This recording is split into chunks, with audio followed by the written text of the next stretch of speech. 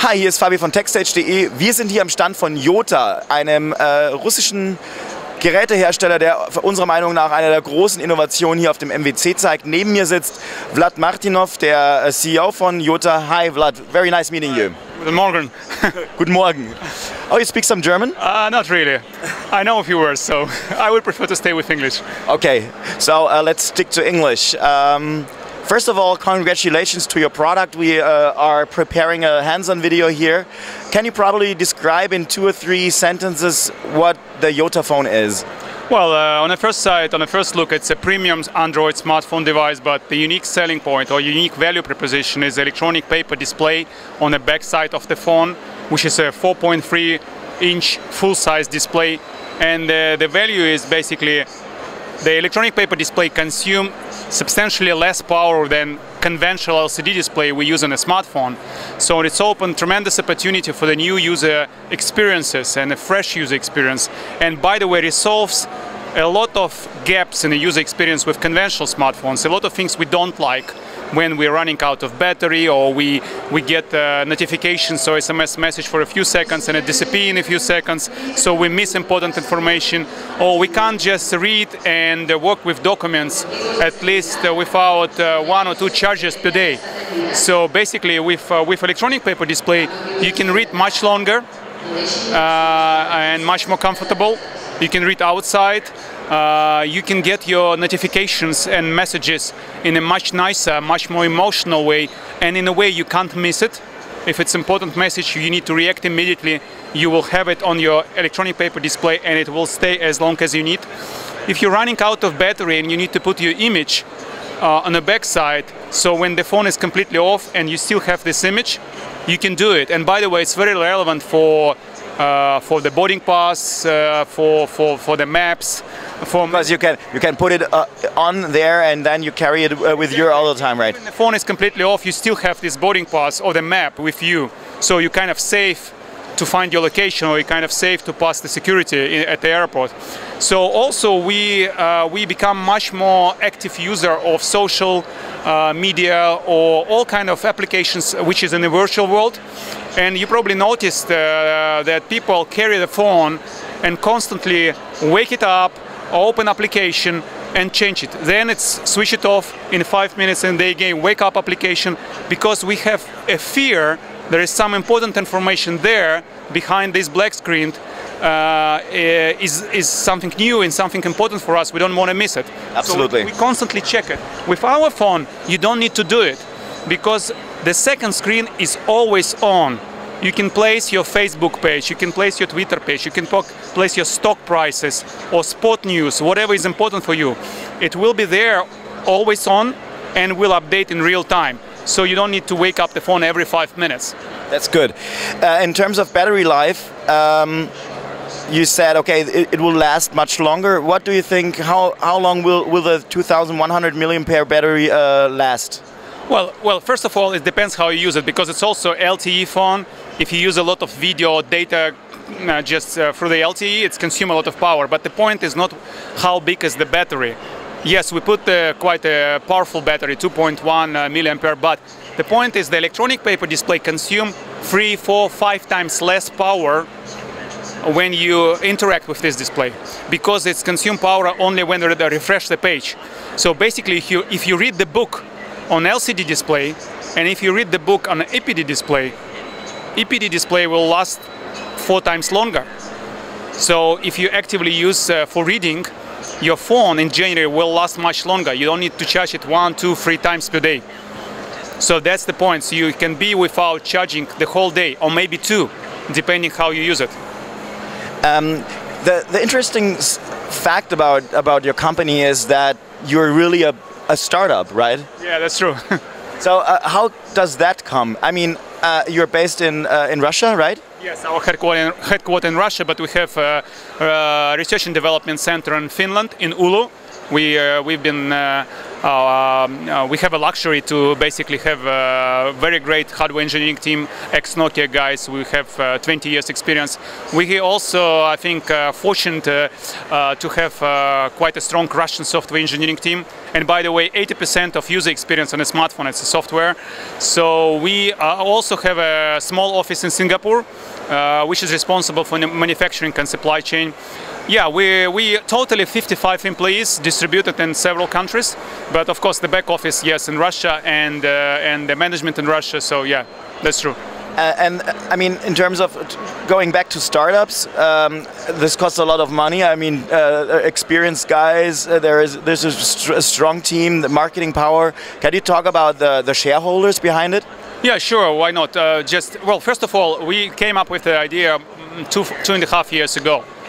So it took us quite a long time and also a lot of efforts to convince first suppliers, because currently we work with Qualcomm, Corning, it's above Gorilla Glass on the both side. We work with E-Ink, Epson, Japan Display, the best suppliers of the components. And for them it's also investments of the engineering teams and engineering resources to support our project. It took about a year to convince them there is a potential there. This is something revolutionary in our phone. And the second took a year to convince shareholders there is a business case behind it.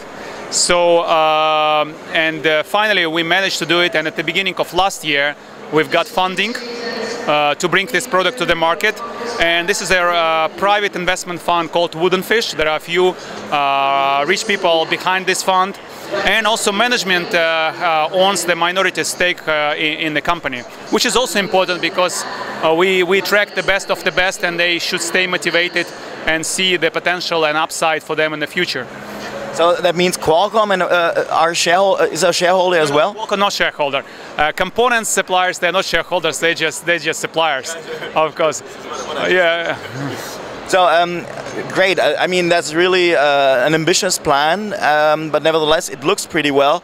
So you're here. It's your second fair. You started at CES, right, in the beginning of this year. Now we are here at MWC in Barcelona.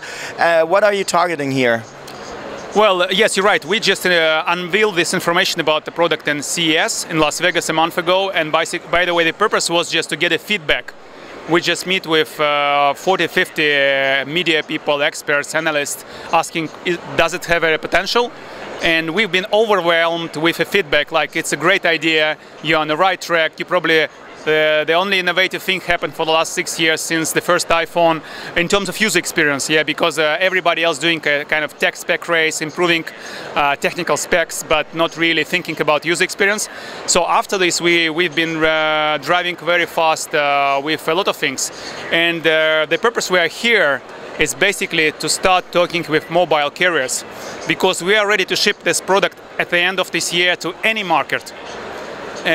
But we need to partner with mobile carriers, distributors and retailers in order to bring this product to a specific market. And Germany for us is one of the highest high priority market. We'd love to partner with carriers in this market, and we're quite open and flexible for different type of deals. Because we, again, from my perspective, because we are a startup, because we are young and relatively small, we are quite fast and flexible. And this is very good for mobile carriers. And in addition to the product, which can help them to differentiate themselves big time and attract consumers and subscribers, and also use the electronic paper display as a platform for the new type of interactions with consumers. And there is quite a lot of things you can do. I show you a few scenarios. So in addition to this, we as a company is, I think, much better fit for the carriers to work with. We are not as big, we are not as we don't have big corporate unflexible structure like a big brand. So from my perspective, we would be interesting to work with mobile carriers. And we have seen that you have an own apps. You will have an own app store for the apps which are tweaked for the E-Ink display. So is there any possibility for carriers to make probably new business models or whatever? Yeah, sure. It's all open. It's all up to us. There is no like predefined format or kind of things. So it's definitely carrier can come up with their own idea. What's the best business model for them, and how to bring more value to their consumers how to be more competitive, and we are open to support carriers in this regard. Yes, what we did just SDK. So any Android applications can be easily ported on the back side of the phone on APD display, or you can develop from scratch a new application using our SDK. It's very simple, very straightforward. It doesn't take a lot of time and energy and efforts.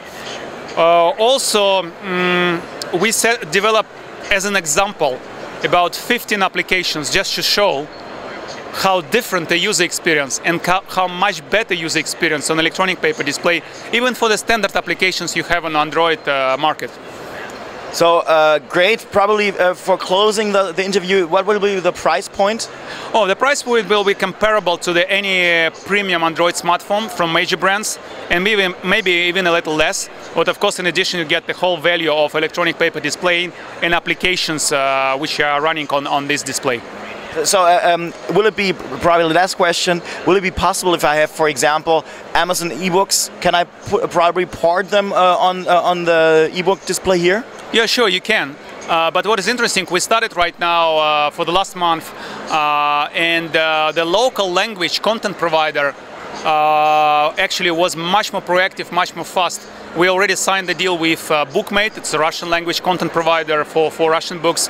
We're already talking with French local books provider, content provider, with German. So they're much faster and much more flexible. So of course, sooner or later, we will sign up the deal either with Amazon or Barnes & Noble or any other English language content provider. But yeah, you can do it. And by the way, the reading experience is interesting and completely fresh and new. For example, the footnotes, which explains certain terminology or wording. When you read on a phone, you can flip over for a second. You can immediately see the explanation. You don't need to go somewhere else.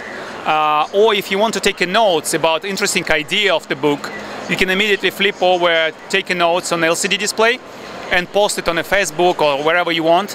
So it's actually quite a new way how you read the books and the whole reading experience with the phone. And I really love it already right now, so I wish you a very good luck, Vlad. Thank you very much. Thank you very much for the good interview. Danke schön. Dankeschön auch.